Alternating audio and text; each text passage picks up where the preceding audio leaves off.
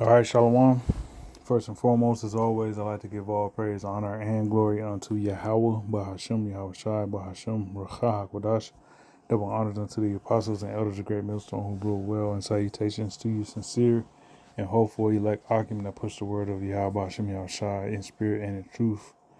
To the Ma'ah, Arabai, Alap, the 144,000 Shalom. All right. Which Ma'ah, Arabai, Alap means 144,000. All right. So in this lesson, I want to get into pretty much counting the costs. All right. And I'm going to take this story of Nebuchadnezzar or Nebuchadnezzar and his preparation for war against the whole known West at that time, coming west from, Assyria. He was waging war against, the whole known world at that time, west of Assyria. But he gave heavy consideration and thought into the amount of troops, the cavalry, and so on and so forth that he had embarked on the journey of capturing all those lands that was west of Assyria. So getting started, this is Judith 2 and 1, and I'm reading this in the GNT.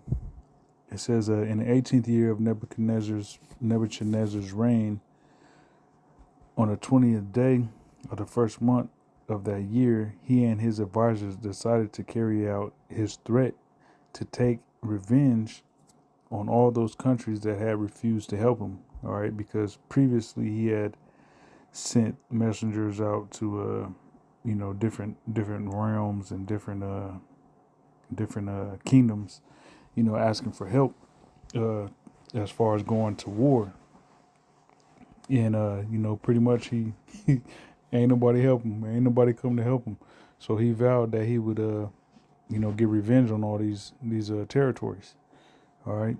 So verse 2, it says, the king called his general staff and senior officers together and reported in detail how those countries had betrayed him. He and his officers agreed that everyone who had refused to help him in the war should be put to death. Then he described to them his plan of attack. Now, when brothers that's been in for a while, remember how back in the days, the apostles used to go into how fierce and deadly and crucial the Assyrians were. All right, they were very brutal when it came to war. All right, that's part of how they got their name, was being so relentless and deadly when it came to war. Okay, and you're seeing it as far as reading along. You see how they had pretty much no mercy, man. Okay, so verse 4 says, at the close of the meeting, Nebuchadnezzar gave the following command to Holofernes, who was the general in command, and his armies, and second general Salakia, who was the general in command of his armies and second in command to the king. I, Nebuchadnezzar, the great king and ruler of all the earth, command you to choose some experienced soldiers, 120,000 infantry and 12,000 cavalry. Then attack the lands to the west because they refused to respond to my appeal for help. Okay, so he did some calculations and came to the conclusion, all right, that being Nebuchadnezzar, that 120,000 infantry and 12,000 cavalry would be sufficient, for his attack on, the known Western Road at that time. Okay, it says, verse 6, it says, then attack the lands to the west because they refused to respond to my appeal for help. Warn them that they must prepare their offerings of earth and water to show that they have surrendered unconditionally. I will make them feel the full force of my anger and completely destroy them My armies will march over every foot of their land and plunder it as they go. I will fill the valleys with their dead bodies and will choke up every stream and river with so many corpses that they will all overflow. Okay? So this is, you're reading about the cruel, vicious nature of the Assyrian military. Okay? Which, that made them, a great empire for however long they lasted, because of this the fierce anger that Nebuchadnezzar had. All right, to the point they're talking about dead bodies overflowing rivers and shit. That's crazy. All right.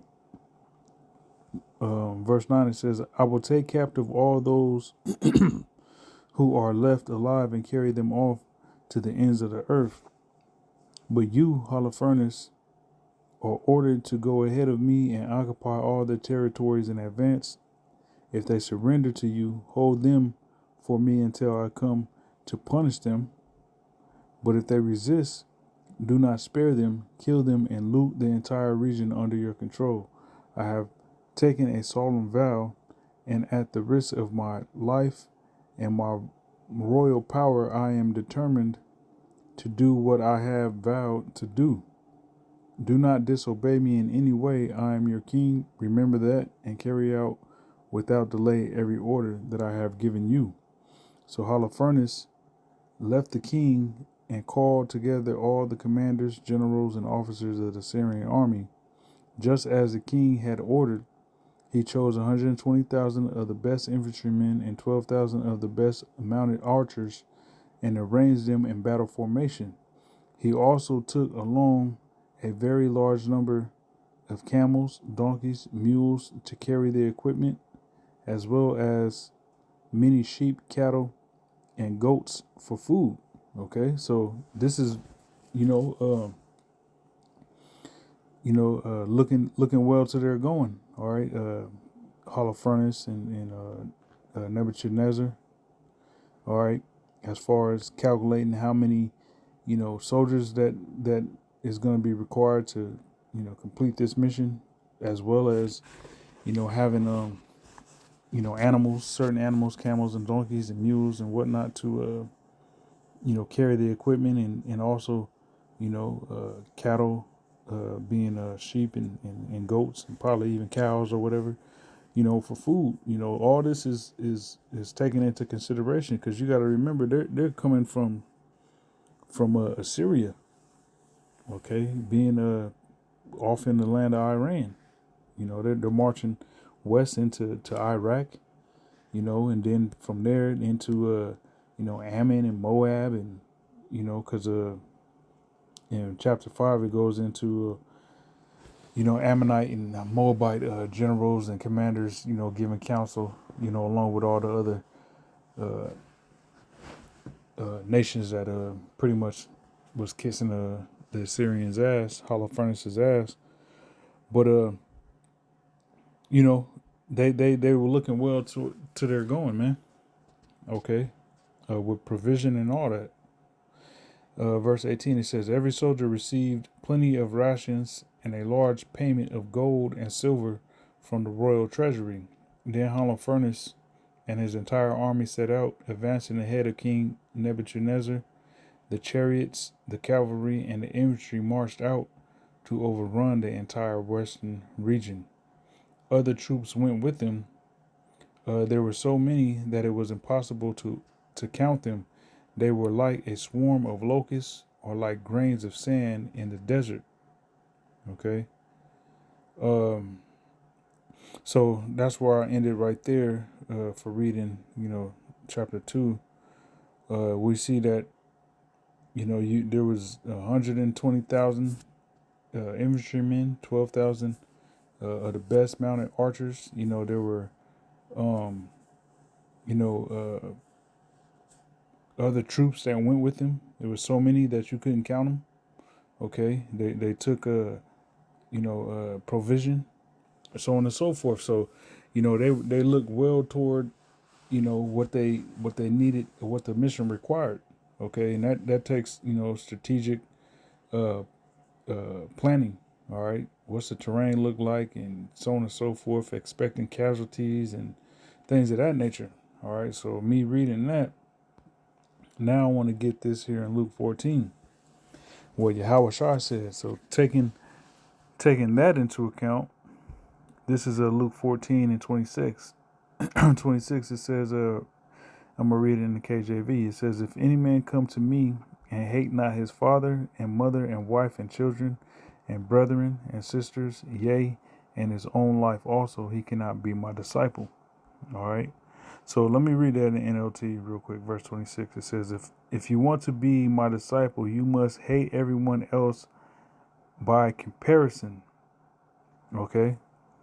Your father and mother, wife and children, brothers and sisters, yes, even your own life. Otherwise, you cannot be my disciple. All right. So following the Lord, we matter of fact, let me read this word hate. So here in the Greek, it's mesio, and it's G3404. It says to hate, pursue with hatred, detest, to be hated, detested. Okay, so pretty much detest. It says to detest, especially to persecute, by extension, to love less, hateful. All right, because we still, you still love your family.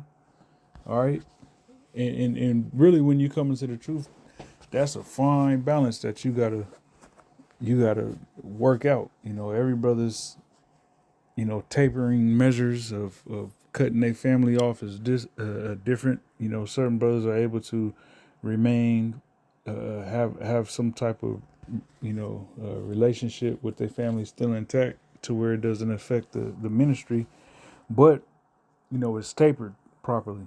Okay, certain brothers just totally annex 86 the family, you know depending on the level of wickedness your family is involved in, or how do they talk shit about you because you believe, and so on and so forth. But every brother's walk is different, but you do love your family, you know what I'm saying. But there comes a time when you got to love them less. You detest the wicked shit that they're involved in. Now with your father and your mother, for the most part, a lot of brothers, that's the only two individuals of your family uh, that you still deal with to some degree, and that might vary. Okay, but when you come into this truth, being a family man and being that family guy, that's out the window. Okay, so that's one of the things that you got to really take into consideration and tackle and deal with to actually prove that you love Yahawashi and that you are truly one of his disciples. Okay, verse 27, it says, and whosoever does not bear his cross and come after me cannot be my disciple. For which of you, intending to build a tower, sitteth not down first and counteth the cost, whether he have sufficient to finish? All right, now, real quick, talking about building a tower. Let me get this here in Judith. I wasn't planning on reading this, but I'll read it. Judith 1 and verse 1, going into that tower. This, for the purpose of me reading this, it says, while King Nebuchadnezzar was ruling over the Assyrians from his capital city in Nineveh, King Arphaxad ruled over the Medes from his capital capital city of Ecbatana. Around Ecbatana, King Arphaxad built a wall 105 feet high and 75 feet thick of cut stones. Each stone was 4.5 feet thick and 9 feet long. At each gate, he built a tower 150 feet high with a foundation 90 feet thick. Each gateway was 105 feet high and 60 feet wide, wide enough for his whole army to march through with the infantry in formation.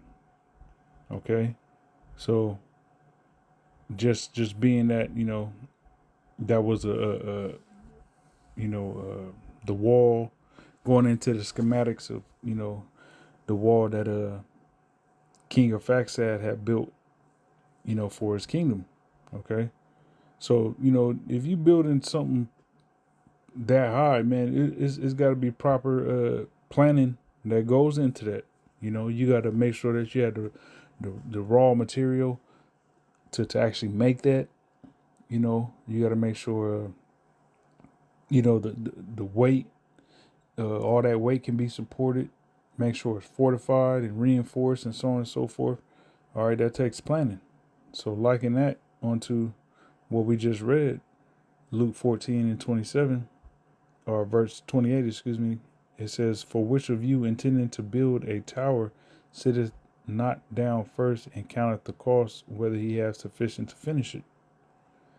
Lest happily after he hath laid the foundation and is not able to finish it, all that behold it begin to mock him."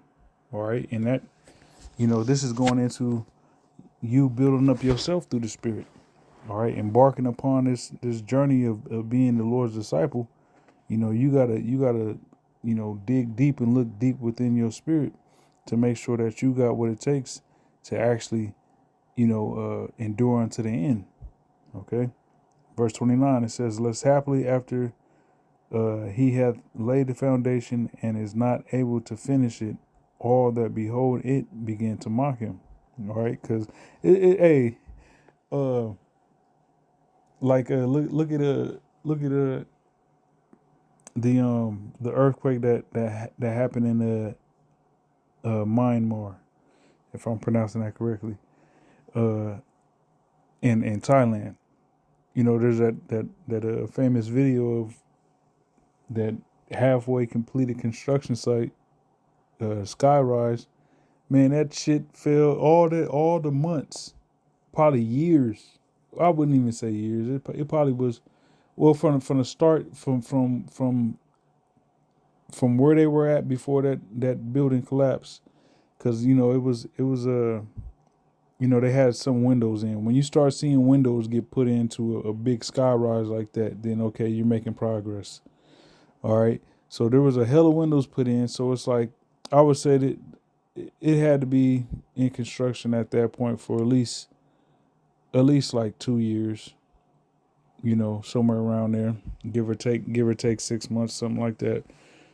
But all that time that they invested in, the foundation of that building, making sure those pillars run deep into the ground and fortifying that, and the concrete work and all that, you know what I'm saying? That all went down the drain in the blink of an eye when that 7.7 earthquake struck that place. Okay, now whatever that place looks like now, that specific construction site, that's when you look at it, you just gotta be like, shake. Man, look at this shit. You just shaking your head like, damn, man, like they was almost done with this shit, and this shit look crazy now. And now you got to get a crew to clean up all that shit. Oh my goodness.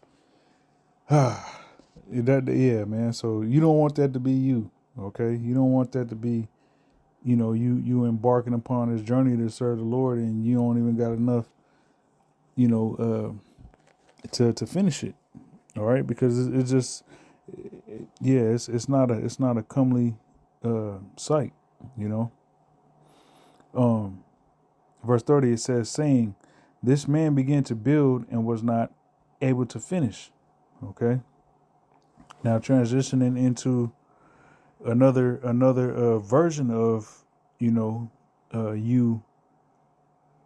building up your spirit in preparation to serve the Lord and until you get delivered, Lord willing, or if the Lord ends up calling you back to the spirit world, however it goes, you want to endure to the end, to the end of whatever your story is. But whatever that end is, you want it to be in faith. All right, as Abaratazar, a member of the elect. So, being that I read that story of Holofernes and his preparing of going to a war against the Western Railroad at that time, the great consideration that went into the amount of troops and the provisions and so on and so forth. All right, Luke 14:31, it says, or what king going to make war against another king sitteth not down first and consulteth whether he be able with 10,000 to meet him that cometh against him with 20,000, or else while the other is yet a great way off, he sendeth an ambassage and desireth conditions of peace.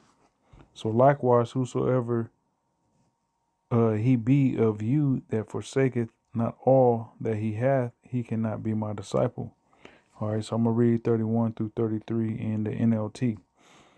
It says, or what king will go to war against another king without first sitting down with his counselors to discuss whether his army of 10,000 could defeat the 20,000 soldiers marching against him? And if he can't, he will send a delegation to discuss terms of peace while the enemy is still far off. So you cannot become my disciple without giving up everything you own. All right. And brothers have done that, the true faithful brothers. All right. Sincere brothers have done that, gave up everything to follow the Lord, to be the Lord's disciple. All right. And at the door you gotta count the cost, man.